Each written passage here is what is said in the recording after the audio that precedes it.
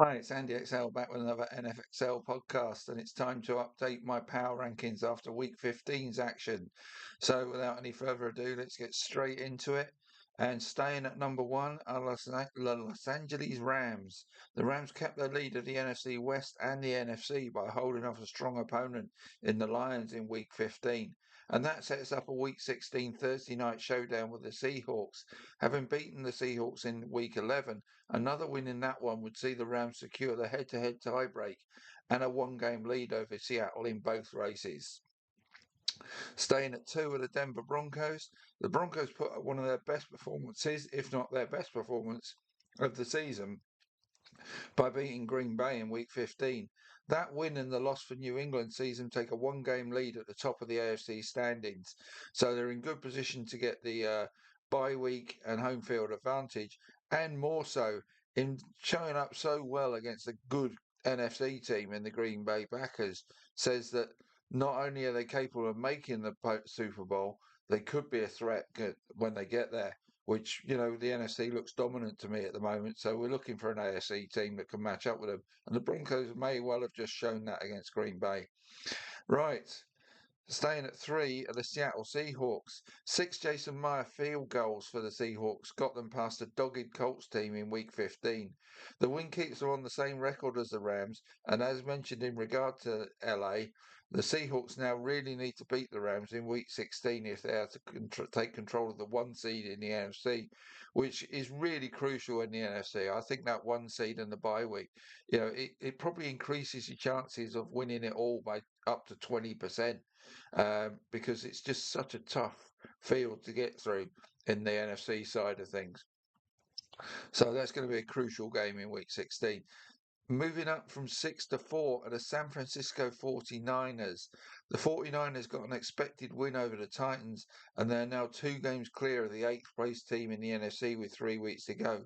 One more win and they are in the postseason, as the NFC North teams may take games off each other in the coming weeks. I'm talking about the Lions, Packers, and Bears, who have got games against each other.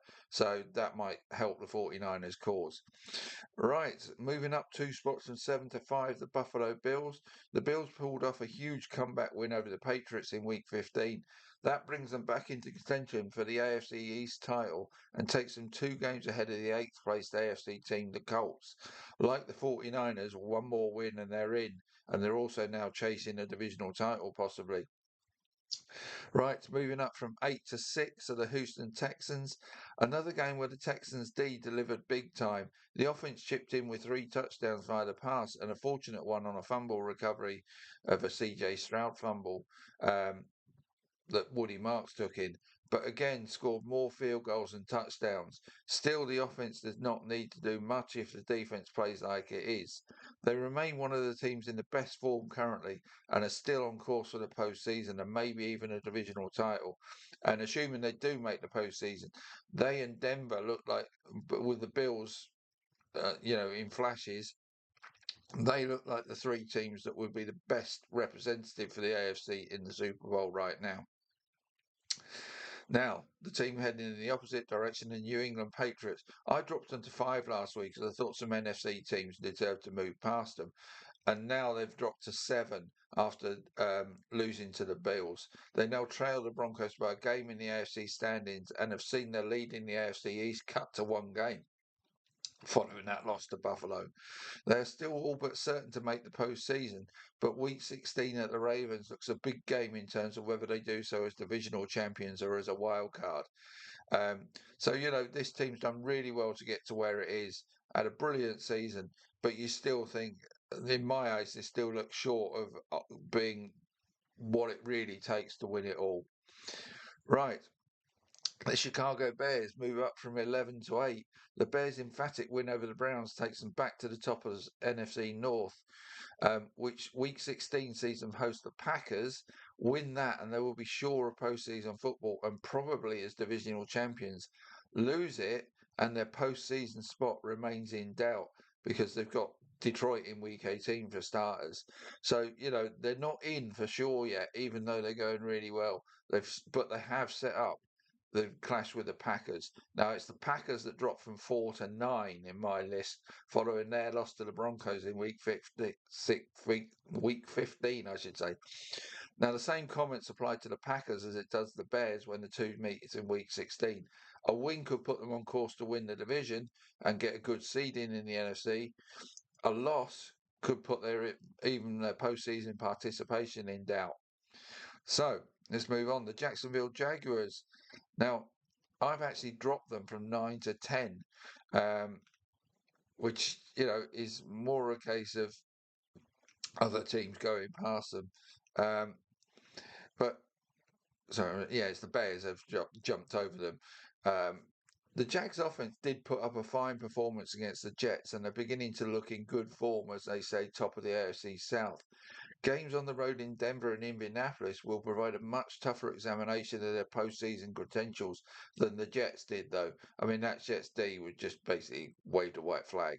But the Jags fired enough bullets at them to make them want to wave that white flag. So credit to them for that. Still in my top 10. I'm still on course for a divisional title and a postseason berth, but I still have the question, even though they're starting to play really well. I've seen enough of them this season that makes me think they're not the full package. And the same could be said of the Philadelphia Eagles, who again dropped from 10 to 11 despite winning and almost securing a postseason place following their blanking of the Raiders in week 15 and the Cowboys' loss. Now, one more win for the Eagles or any loss for the Cowboys will see the Eagles retain the NFC East title and probably see them enter the postseason as the 3 seed in the NFC. But I still, they still are not convincing me. They were much better this week, but it was against a poor team. So, a bit like the Jags, I still just something instinctively tells me they're not going to retain. Anyway, the Los Angeles Chargers stay at 12. The Chargers have scrapped to wins over the Eagles and Chiefs in the last 2 weeks, making their postseason participation far more probable than possible. Can they get another win in Dallas in week 16 to all but secure a wildcard spot? But again, they're battling adversity and, that's going to catch up with them at some point. So that's why they're not in the upper echelons of my rankings. The Pittsburgh Steelers move up from 16 to 13. The Steelers got a week closer to making the postseason by winning the AFC North after beating the Dolphins in week 15. It also keeps them one game out of a wildcard spot, but you have to think if they lose the lead in the division, they will also fall short of getting a wild card. So, that's where they are. That's why they're still hovering at 13, which is a borderline postseason spot. And therefore, that's why the Baltimore Ravens climbed from 18 to 14. The Ravens and their defense certainly took care of their business by blanking the Bengals in week 15 to stay within a game of the Steelers, as both seemingly chased that one spot for the postseason. With both winning this week, a week 18 win and your in game between the two looks more and more likely to happen. The Steelers and the Ravens meet in week 18, and what I'm saying is they look on course for that to be a decider. The winner gets in and the loser goes home. So that's why they're both around the 13-14 area. The Tampa Bay Buccaneers dropped from 14 to 15. The Bucs slipped one place after losing another lead in the fourth quarter, this time to the Falcons. Now, I expected them to play angry in week 15 after the Saints loss the previous week, but once again seemingly thought they had a game won only to give it away. Now, Coach Bowles was certainly angry enough after his latest loss, but that needs to translate to the lackadaisical players as they head to Carolina for the first of 2 decisive meetings with the Panthers in the final 3 weeks. Now, they've been let off the hook by Carolina this week. They now need to take care of their own business. The Detroit Lions dropped from 13 to 16.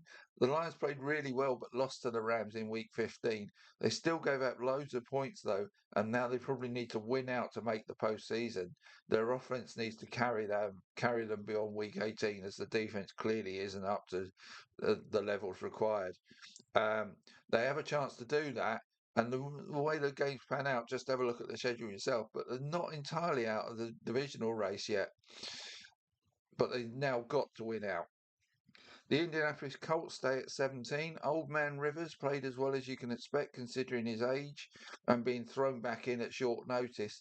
And the rest of their roster certainly gave it everything in week 15. They can't be criticised for effort. But ultimately, it resulted in loss that season falls to third in the AFC South and a game out of a wildcard spot. Now, can they dig deep again to find a couple of wins to get them back into the postseason spot is the question they need to answer. And week 16 at home to the 49ers may be a must-win game for the Colts now. The Carolina Panthers dropped from 15 to 18. The Panthers saw the Bucks lose on Thursday Night Football, so knew a win over the Saints would see them go a game clear at the top of the NFC South. But they blew the opportunity by doing what the Bucks did in week 14, lose to the Saints. They play the Bucks in week 16 and 18 and may need to win both of those games now to get into the postseason as NFC South champions. Right. Now we're to the teams that are either officially out or pretty much or unofficially out of contention. Starting with at 19, the Kansas City Chiefs. In truth, we all knew this was coming, but the Chiefs lost to the Chargers ends their season and also saw Patrick Mahomes go down with an ACL, which he has had surgery on, and he and the Chiefs will now enter physical and mental rehab before they attempt to bounce back in 2026. Yep, they've been the franchise of the decade. We're now into the second half of this decade, and it's time to hit the reset button for the Chiefs. You expect we'll see some significant changes as they really seek to turn it around in 2026. Right, the Minnesota Vikings climb from 22 to 20. The Vikings out offense the Cowboys in week 15. If you can do that, there is reason for hope. And JJ McCarthy played well here. Considering quarterback play has been one of, if not their biggest issue this season. That is another reason they may be able to expect better in 2026. The Dallas Cowboys stay at 21. Just 2 or 3 weeks ago, pundits went well over the top about the Cowboys winning it all. And indeed, they were starting to look really good. But they left themselves no room for any drop off in performance, which came in losing their last two. And now they need the Eagles to lose three and them to win out to make the postseason. Right, so the Atlanta Falcons climb from 24 to 22. Now, Kirk Cousins simply owns the Bucks this season. He's played 2 great games against them. He may have waited until the fourth quarter to take possession of this win, but the win shows what the Falcons can achieve next season if they make good off-season moves. Now, Kirk Cousins, Michael Penix, quarterback, question for me. They'll probably go with Penix, which means Cousins may be returning to the bench, or has he done enough to draw the attention of other teams that, considering it doesn't look like a great draft class at quarterback, might be looking for a bridge quarterback? Cincinnati Bengals stay at 23. The Bengals failed to score for the first time in over 8 years, and the loss to the Bengals ends this season officially. But this is a division that does not look great right now, so it would not take massive improvement from the Bengals to win it in 2026. The Miami Dolphins dropped from 20 to 24. The Dolphins' improbable attempt to climb a mountain to make the postseason ended in week 15 as they lost to the Steelers. Time to head back to base camp and reassess how they make another attempt in 2026. The Washington Commanders climbed from 27 to 25. The Commanders climbed 2 spots, having beaten the Giants in week 15's Who Cares Bowl. The Arizona Cardinals dropped from 25 to 26. The Cardinals were expected to lose to the Texans and did. 27 up from 31, the New Orleans Saints. 2 wins in a row for the spirited Saints. I've always said their D is better than it is being allowed to look by their offensive shortcomings. With Tyler Suggs seemingly help address those issues, the Saints are gaining momentum they will look to carry over into 2026. The Cleveland Browns dropped from 26 to 28. Myles Garrett got 2 more sacks and now needs 1 more to break the official record and 2 more to break the unofficial one from the time before individual sacks were counted. But the Browns managed just 1 field goal on offense as they got whooped by the Bears. The New York Jets dropped from 28 to 29 with undrafted free agent Brady Cook at quarterback. The Jets were always going to lose to the Jags and did. Cook actually played okay, which is more than can be said of the Jets D in that game, though. The New York Giants dropped from 29 to 30. Now, I'm neither for or against Jackson Dart as we assess him early in his NFL career, but that one thing we do already know is that he is not the Messiah, but he can be a very naughty boy. Anyway, the Giants lost to the Commanders in Week 15. Tennessee Titans climb off the bottom. They go up from 32 to 31. They may have lost again and still have the first overall pick for the second year in a row. But right now, even they look better than the new bottom team, the Las Vegas Raiders. When a sinking team just starts to descend into the depths, the question becomes, where is the bottom? Once they hit the bottom, at least they can have something to build back from. But jettisoning some ballast may be required for them to start ascending again. So that's my week 15 power rankings. So next up for me, my next piece will be looking at the MVP race and the race for Offensive Rookie of the Year. And there's a new number one in the Offensive Rookie of the Year for starters. And the field's beginning to thin out in MVP. So that'll be my next upcoming piece. See you soon.